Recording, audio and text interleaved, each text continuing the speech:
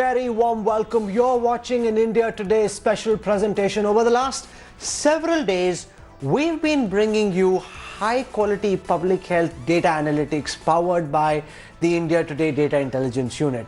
What I'm going to do over the next half hour is go across to the chief epidemiologist at the Indian Council of Medical Research, the man who you see on television every evening, the doctor who's leading India's battle against the coronavirus, Dr. Raman Gangakhetkar, who heads the infectious diseases effort at the Indian Council of Medical Research, is joining us on India Today. Dr. Gangakhetkar, we deeply benefited from your insights the last time you came to India Today, and our time. You've been working non-stop 24/7, so I know your time is valuable and I appreciate you joining us. I want to dive straight into my questions to you.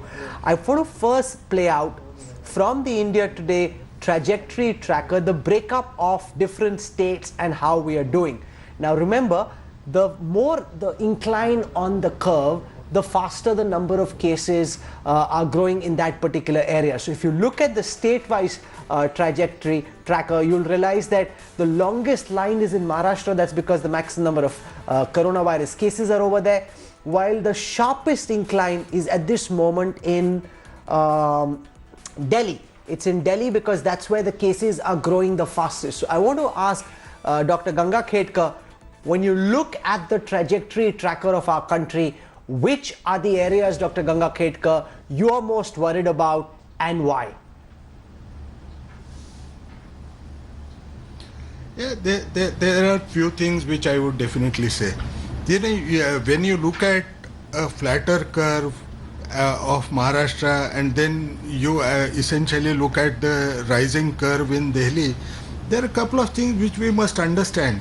That Delhi, also being a smaller city compared to entire Maharashtra state which you are trying to compare, you will find that in Delhi, the moment your contact tracing improves, you might find that there would be a rise in number of cases which will occur very fast. Whereas when you think in terms of a diffuse area of Maharashtra, you will find the levels of outbreak. If it is a low level outbreak that is occurring in large number of districts, will perhaps mask those numbers and will ensure that your curve is likely to be on the less higher notes as such. But essentially, do we think that if we compare Maharashtra with Delhi, we will be prioritizing our efforts only for these particular states? Probably not. No, each state, each district which shows a case is a cause of concern. You must remember that all that the government is trying to do is to be prepared for the worst case scenario, and if it is getting prepared for worst case scenario, you don't look at those districts which may not be showing large numbers as ones which are perhaps not important, or also the states which are not important. Over.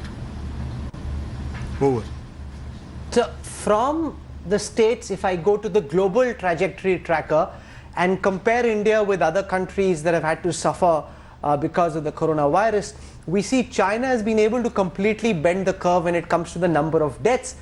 South Korea has done really well. We see the United States still struggling, and at the same time they're now thinking about reopening. Donald Trump has told governors in different states, you figure out what's the best strategy to reopen your territories.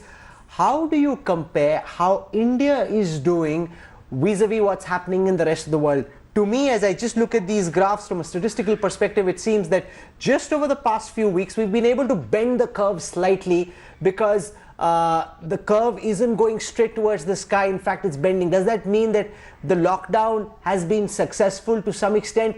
To what extent are you satisfied with the success of this lockdown? See, I don't feel like comparing the numbers of rest of the countries. You know, it's not something which is very good to do it on a TV, say that they are doing badly and I am doing well. But the reality of life is we are far better placed than rest of the people in the world if you compare them with rest of the countries.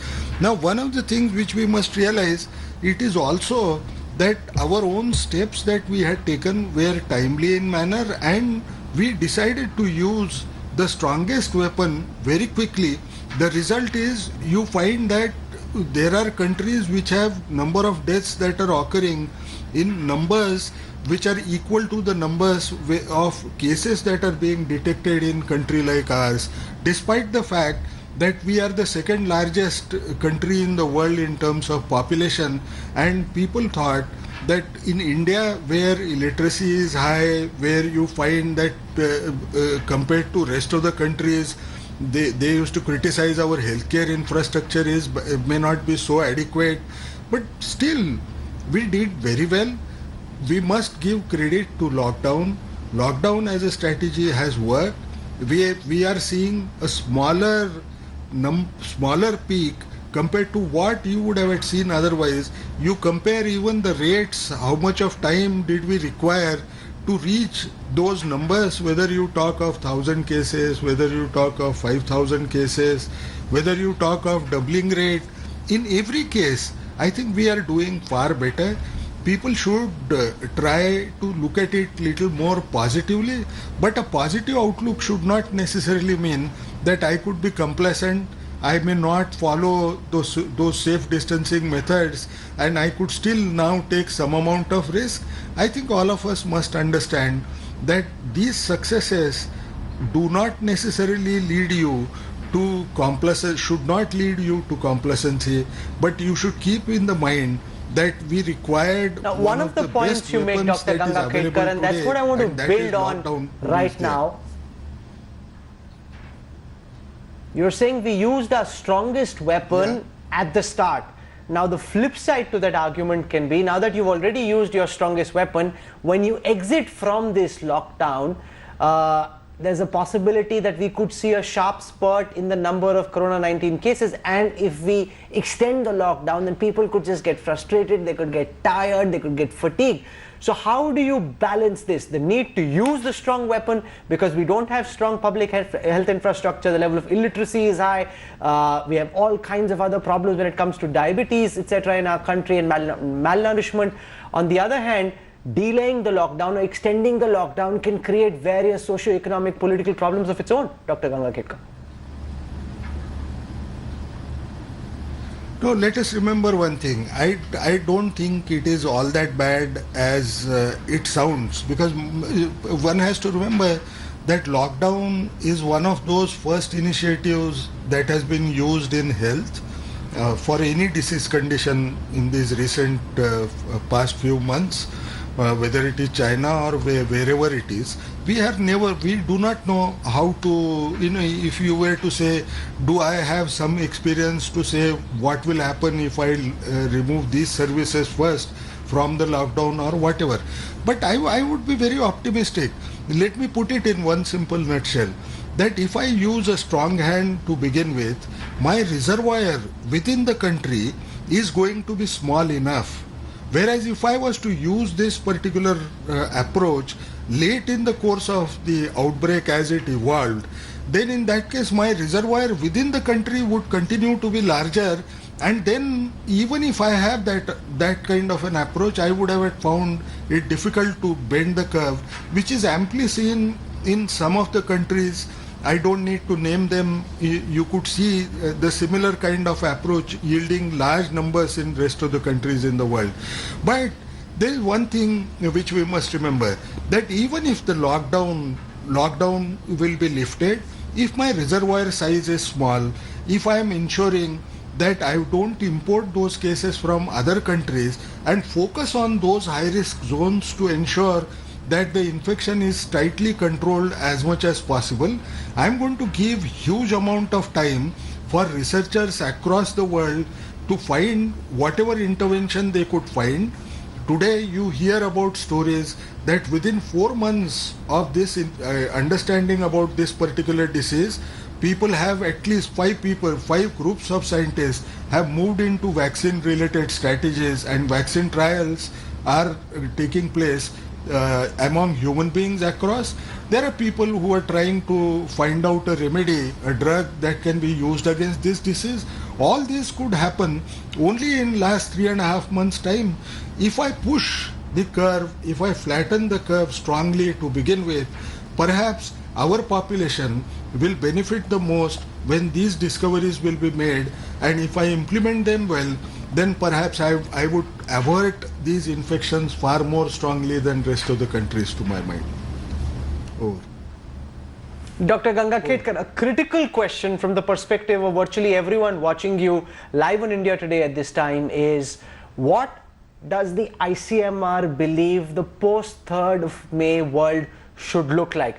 What are the factors you will look at between now and the 3rd of May to determine and give your inputs to the Modi government about what they should do post 3rd of May? And for people who are watching, what should they expect? Will this lockdown finally be over on the 3rd of May? Will our life return to some form of normalcy? What will that new normal look like according to you, Dr. Ganga Khetkar? See, I think normalcy, if I'm going to use a base of sometime Diwali season or something like that, that kind of normalcy is unlikely to come in a shorter period of time, because you will have to wait for effective interventions, whether preventive or treatment related options that could become available to people subsequently. But is this something which is going to create a deep impact on us? To my mind, we have to realize one thing, that if I am able to ensure that I could control this outbreak quickly in a reasonable period of time, perhaps those concerns that it's going to impact whole world is far too pessimistic to be thought of.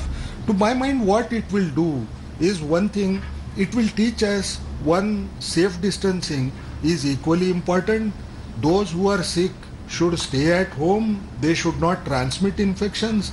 The population is developing a functional literacy on infectious diseases, and to me this is my opportunity to try and strengthen that, because that investment in the population, the mobilization of the community will be hugely successful over a long run, that we will stop transmission of such diseases which are going to come over a period of time.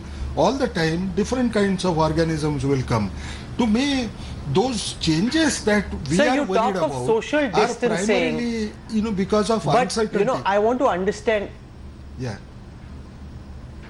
I want to understand what, according to you, specifically in terms of meters and centimeters, does social distancing mean in the Indian context? Because I was looking at this research done by a university in the Netherlands, which used aerodynamic modeling to show how far somebody should be when he's walking or cycling or running. So walking was 3 meters, cycling was 20 meters, running was 10 meters.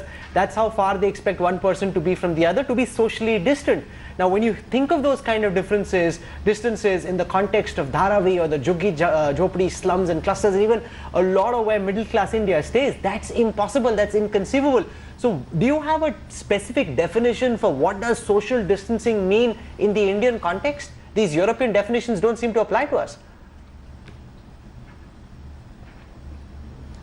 Yeah, but what I would say is, do I have a definition for physical distancing? I would refrain from calling it as social distancing, because I think we have to continue to be social. Perhaps it's a loosely coined term for that matter. But do I have a definition, or ICMR has a definition, what should be considered as safe distance? That could be feasible in a population like Dharavi and things like that. We still don't have it. But we have to remember one thing: when you do such studies in artificial environment, most often you will find the results that come are require far more efforts than they are actually required elsewhere in the community. But does this mean that I need to remain lax? Perhaps not. No, you should maintain this physical distancing as much as possible, but you also have now a newer option that yes, those who are going to walk out on the streets must wear those handkerchiefs or face masks that we are talking about. If I do that, then even those distances, perhaps even if they are lesser, they may not cause transmission of infection as efficiently as it would have been otherwise if one was not using mask. What is also important for us to recall, that if I recall as a doctor, No, in 19, I think if I recall, 1979, we used to see in the textbook of preventive and social medicine of Park a picture that if you are speaking in the amount of those droplets that come were picturized by a small, a good camera in a small picture, you would perhaps get scared. No doctor could have had ever seen any case having tuberculosis with that kind of a picture keeping in the mind. But everybody knows. No, basically, these are experimental settings. The settings that you have in reality, you would have air, the ambient air, which would have a different airflow. You could be using certain preventive interventions which can stop that. And time will tell us that if we would have the right kind of approach, how to prevent, do I need another tool for the same? So I want to come now to the critical question of testing. A lot of international experts we've been speaking to at the Harvard Medical Center, the Johns Hopkins University and elsewhere say India isn't testing enough. Now we know we've ramped up our testing capabilities relative to where we were previously, but if you were to look at overall numbers, we've tested about 4 lakh people so far, 16,000 plus have tested positive. That's 274 tests per million people, which is 12 positive per million people. When you compare this with elsewhere, even if there are countries with smaller populations, experts globally feel India isn't testing enough and we need to do a lot more to have a full sense of how deep the coronavirus has spread in India at this moment. How do you respond to this, sir? No, let me put it the other way. There is a perception that we are the second largest populous country. If you don't test, you will never be able to find out the true numbers. But at the same time, there is some realization that we must have as Indians, that if you were to actually offer the test to everybody, you could not have done that. Because even if the test was to cost, let's say 500 rupees, which is too small a fraction that you are actually hearing of, the numbers are so huge that the country would almost bleed in terms of economy per se.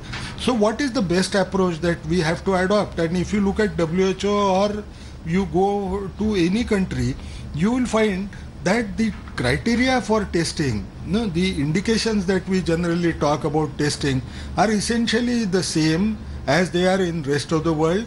We have to understand that targeted approaches, who should be tested, are important from cost effectiveness angle, and that is essentially being followed. If you look at all districts, irrespective of their level of this outbreak, we are saying all SARI cases, that is severe acute respiratory infections, must be tested. For those which are high risk districts, we are saying there, even if somebody has influenza like illness, even that person who has fever and cough could be offered the test, and the person should be tested in those places, which is a very lax rule to my mind in terms of whatever we are indicating. One must also remember that our network has become very wide. Today the access to testing is provided through government laboratories which are under ICMR network. There are close to 194 laboratories that are operating under ICMR, and there are 82 private labs which are also offering access to testing. And if you look at last 3 days, we have tested more than 100,000 samples in last 3 days itself, when our total size currently is close to about 4 lakh at this juncture. But what is most important for us? Now, when you look at the population size, people tend to come out with a calculation where denominator is million population.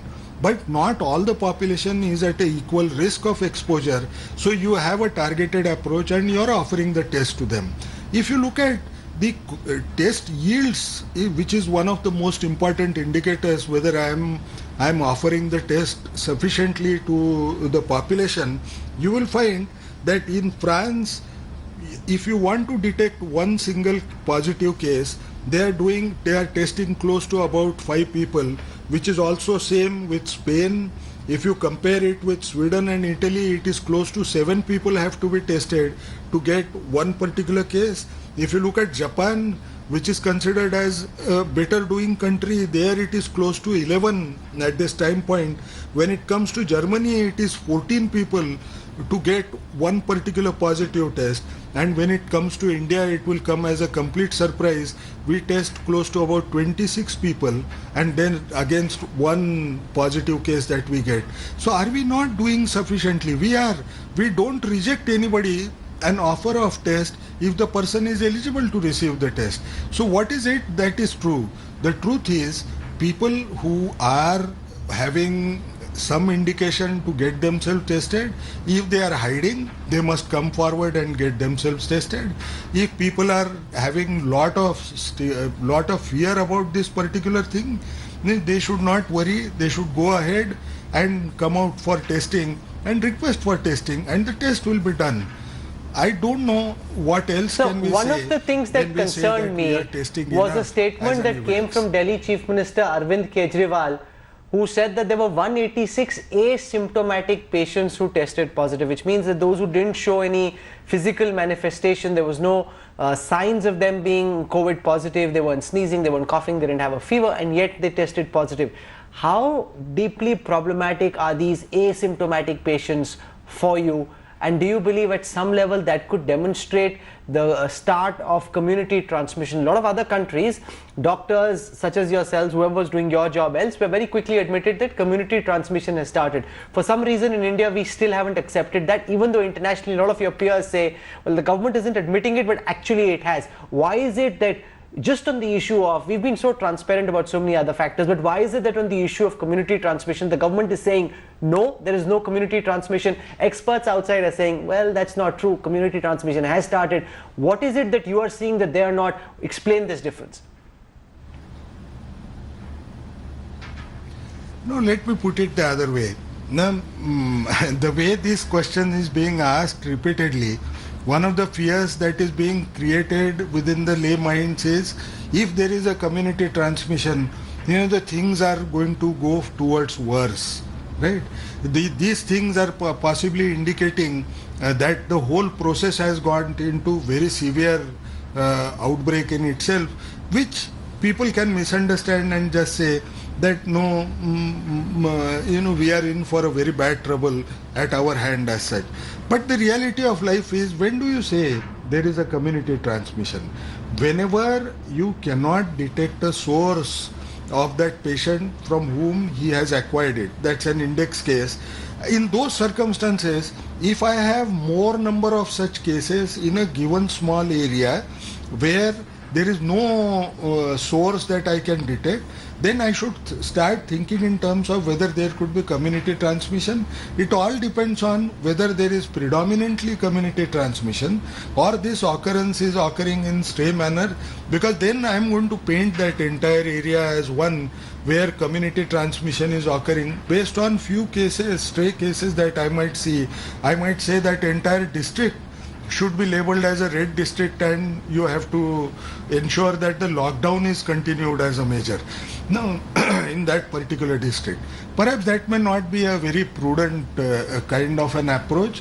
One needs to understand that if there are multiple clusters that are occurring where I am not able to see a source, and those whom I am finding as new cases perhaps appear to have overlapping contact history, then in those cases I might be worried, is this going towards a worst case scenario as such? But to me, we are still safe enough. We are able to ensure that we are able to do contact tracing in the best possible manner, and that contact tracing is actually yielding the best yields at this time point as such. Then you talked about the asymptomatic infections. So I want to show our viewers now that we also know. Yeah, go on, please. Yeah. Now, when you talked of these asymptomatic infections being a worry, we must remember that we are equally worried about those asymptomatic persons moving around and could be spreading infection as such. But we must understand that science hasn't progressed all that far where you can actually detect that asymptomatic individual through a cheaper, a simpler test, or these are certain disease characteristics as well as science limitations as of now.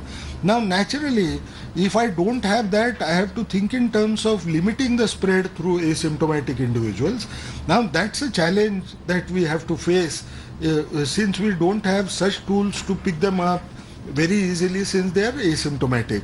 Now, how could you do that? You could do that by ensuring that all those who have come in contact of this index case, the index case must also tell to the public health department that these are the people with whom I have come in contact. Index case could also prevent transmission if they come pretty early when they start developing symptom and they get detected, so that the time that they spend in spreading is reduced to a larger extent if they come to the testing site and get themselves tested. You could also see that those who are exposed at this point in time use the facial masks and ensure that the transmission doesn't occur. Those who are in a lockdown period, they must ensure that they stay safe. They stay within their home. There is a healthy distance that they maintain, not only outside if they ever have to go, but also within their own family. Now, if I do that, no, is there a major fear from asymptomatics to lead to transmission? I should not have so much of fear attached to it if all of us believe that I could be potentially positive person and try to behave as if I might transmit this infection to others. In that state of mind may ensure that I don't cross the line in terms of unsafe behaviors and not transmit this infection to others, and some proportion remaining as asymptomatic here. To me, Dr. Gangakhetkar, in conclusion, just before we started this interview, I was listening to Bill Gates, who's now considered a foremost global public health expert in his new avatar as the leader of the Bill and Melinda Gates Foundation. He said that for several months, international countries would be very worried about letting people in unless they can prove that they are that they have antibodies which make them safe, that they're unlikely to be carriers of the coronavirus. So there's been some talk of apps virtually becoming passports or visas which prove that you have antibodies. There'll be those who are coronians, in a sense, those who can show that they've had the virus and that they are now immune and therefore they are free to travel, and there are those COVIDians who don't have the virus and therefore still need to stay at home and be sheltered. Do you really see the world being split like that? Something that seems a lot like science fiction to me, medical fiction to me, but it's now being spoken of, and someone like me doesn't know whether this is science fiction or our collective fate in just a few months from now. See, I wouldn't be, I respect what he is saying. I respect it as a possibility that could become a reality. But does this mean that I would perhaps bet more on that? Perhaps not. Now, I look at this disease little more positively. It's only about 3.5 months and you suddenly find that you have diagnostic tests which are molecular. There are attempts of developing good antibody tests. Though they are not perfect, someday, within another few months, perhaps you would have better antibody tests which tell you that you actually have a good immune protection, and therefore this becomes a passport. This kind of a scenario would perhaps come where passports or visas have to have this COVID-19 negative kind of certification or a positive certification as one of the means to get them. This will only happen if I don't believe on those scientists. In 3.5 months they gave me diagnostics. In 3.5 months now 5 vaccines out of 70 are actually going into human trial phase. There are scientists who are working hard to find out a drug that can cure this infection. If this can happen in such a short period for such a dreaded, highly transmissible disease which was hitherto unknown, I think we should not become pessimistic.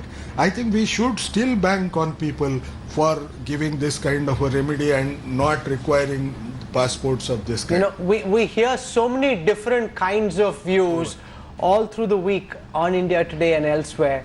We're so delighted that you could come and share the official government thinking, the official thinking of the Indian Council of Medical Research on all those critical issues that we've been engaging with through this week and more. And we hope that Dr. Ganga Khedkar, we can have you back on our network for more insights as this epidemic keeps evolving and our response to it keeps changing.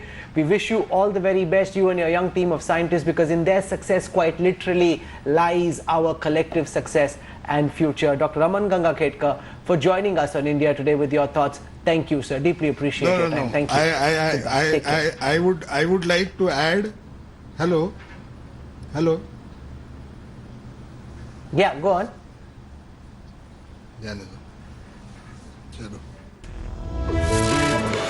Hello everyone, this is Rahul Kamal here. Hope you enjoyed this video. For the latest news and analysis, like and subscribe the India Today YouTube channel, and don't forget to press the bell icon to stay updated.